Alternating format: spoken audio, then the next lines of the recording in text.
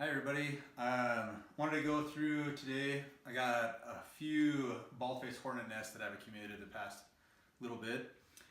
Today's purpose, I just want to tell you what they are and what they look like, what to be careful of. Bald-faced hornets, they're actually not hornets, they're wasps. They're in the Hymenoptera family. So a lot of people get those confused, but they're the big black ones that have the white on them. But they're very aggressive wasps. When I went and took these down, I do a lot of pest control and a lot of biology stuff, so I'm always digging into all these kind of things. But a few of these I've used dust products and took care of them, or I've used liquid products and just lightly got around the entrance and then killed them that way so I could get these nests. A few of these, like this one right here, this was built within a week and a half. So that one, a person, they had this up in their tree and they had a wedding coming and they want me to take it down, so I was more than happy to do that. But when I was cutting it down, there was wasps coming in and out. They were very aggressive, but I think they were a little tired from when I was cutting it down, so I was able to do it swiftly. Some of these other ones, never been stung doing these things, but I'd highly suggest wearing bee suits if you do encounter these.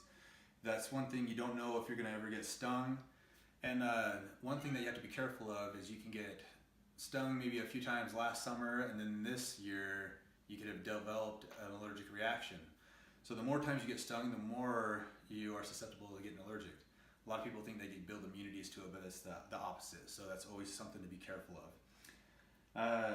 One thing with them, they do have venom. They're not poisonous. They inject you with the venom. And another thing is they'll bite. They have their mandibles. They'll start chewing and biting you.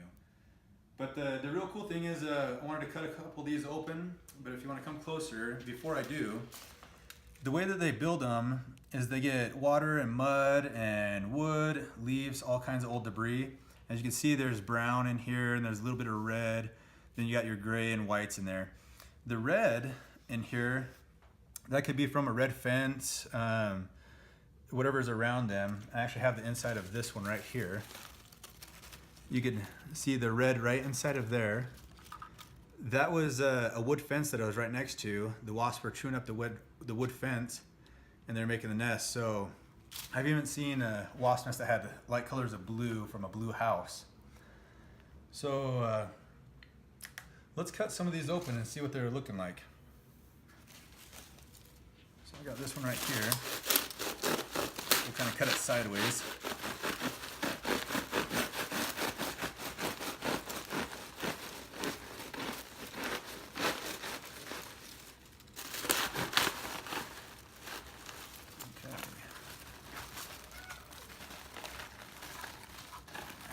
Still has a little bit of the branch in there. So looking at it right here, you can see the hive combs. Still see some of the old eggs in there. And what happens is the queen will lay a pupa in there. The other wasps, they'll feed it, the pupa will start developing, and then they'll make this casing around it. But as you can see, they're continually always building and growing. You can see inside of there, there's red marks from the food that they've been eating. But it's just amazing how they just make all these layers. And then in the cold times, they can have all that insulation. Really neat stuff.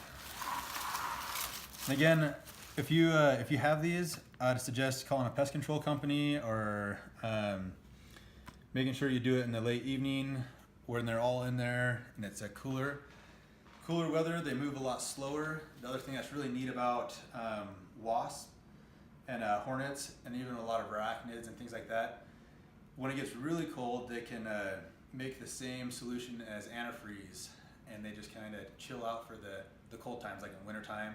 They actually don't die, a lot of them. They'll just kind of go into a dormant stage. So, and then last thing with these, in the fall time, the queen wasp, or the female wasp, at the end of the year, they'll start polyandering, which means they'll breed with as many males as they can to get the semen for the next year's brood. Then they'll find a spot, secluded, warm, usually in a soffit of a house, somewhere where they can not freeze to death. And then they'll hold out, they'll start a nest, and then they'll get a couple going, and they get all their workers. They start building these masterpieces. So thanks for watching, and we'll see you next time.